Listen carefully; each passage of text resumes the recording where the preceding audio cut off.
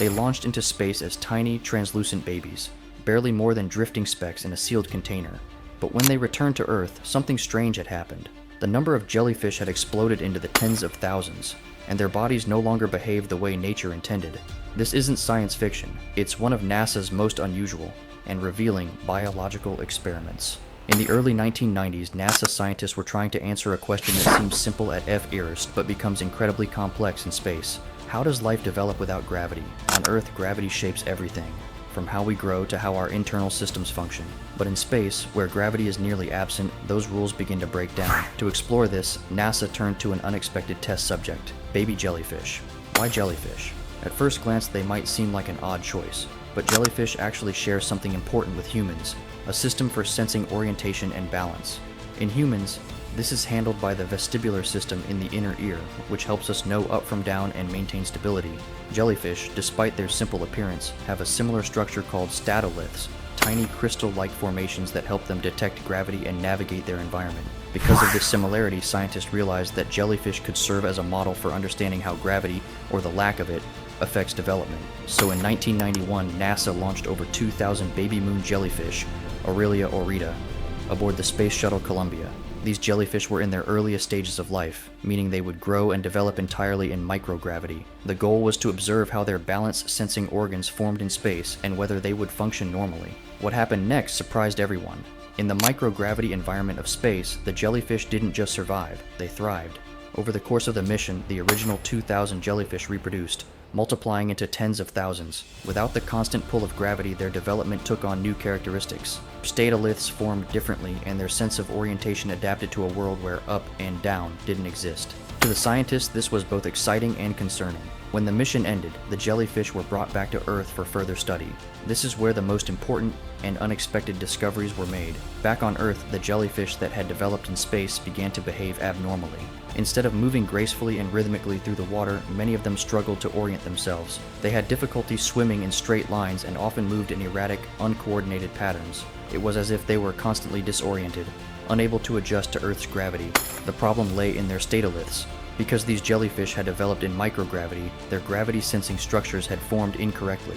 In space, they didn't need to rely on gravity to navigate, so their bodies adapted to that environment. But once they returned to Earth, gravity suddenly became important again, and their systems weren't equipped to handle it. In simple terms, the jellyfish had grown up in a world without gravity, and when they came back, they couldn't cope with it. This discovery had major implications. Scientists realized that if jellyfish, relatively simple organisms, could be so affected by developing in microgravity, then the same might be true for more complex life forms, including humans. If a human were to grow from infancy in space, their vestibular system might not develop properly. They could face serious challenges adapting to gravity if they ever returned to Earth. In other words, the jellyfish experiment provided a glimpse into the biological risks of long-term space habitation. It raised important questions. Could humans be born and raised in space? What would happen to their bodies? Would they be able to function normally on Earth? The jellyfish suggested that the answer might not be simple or reassuring. Another fascinating aspect of the experiment was how adaptable life can be. While the jellyfish struggled on Earth, they had functioned perfectly well in space. Their bodies had adjusted to an entirely different environment, demonstrating the incredible flexibility of biological systems. But that adaptability came with a cost. The jellyfish were essentially specialized for space, and that specialization made them less capable in their original environment. This trade-off highlights a key challenge in space exploration. Adapting to one environment may limit our ability to function in another. NASA's jellyfish experiment also contributed to a broader understanding of how gravity influences development at a fundamental level. It showed that gravity is not just a force that pulls objects downward.